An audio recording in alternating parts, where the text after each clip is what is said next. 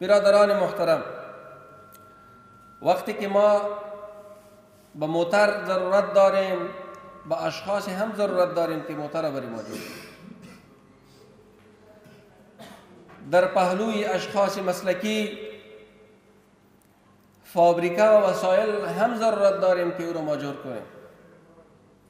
به خاطر این همه پیشرفت ها دو چیز بسیار ضرور است: یکی تعلیم و دیگه تکنولوژی و برق.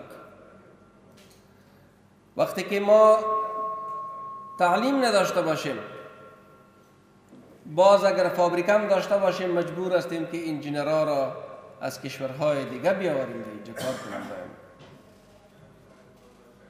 وقتی که تعلیم نداشته باشیم، ما چطور بتوانیم که در یک بخش خود کفا شویم؟ هیچ امکان نداره.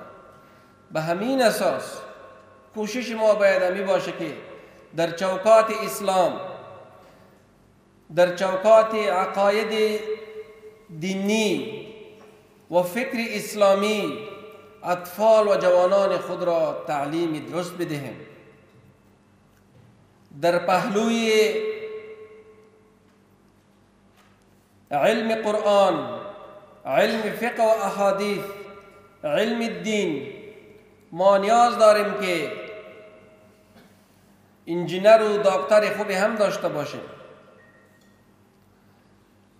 ما نیاز داریم که فیزیکدان و کیمیست هم داشته باشیم تا بتوانیم که همه مشکلات کشور خود را که ما و مردم ما با آنها ضرورت دارد در داخل کشور مرفوع بسازیم.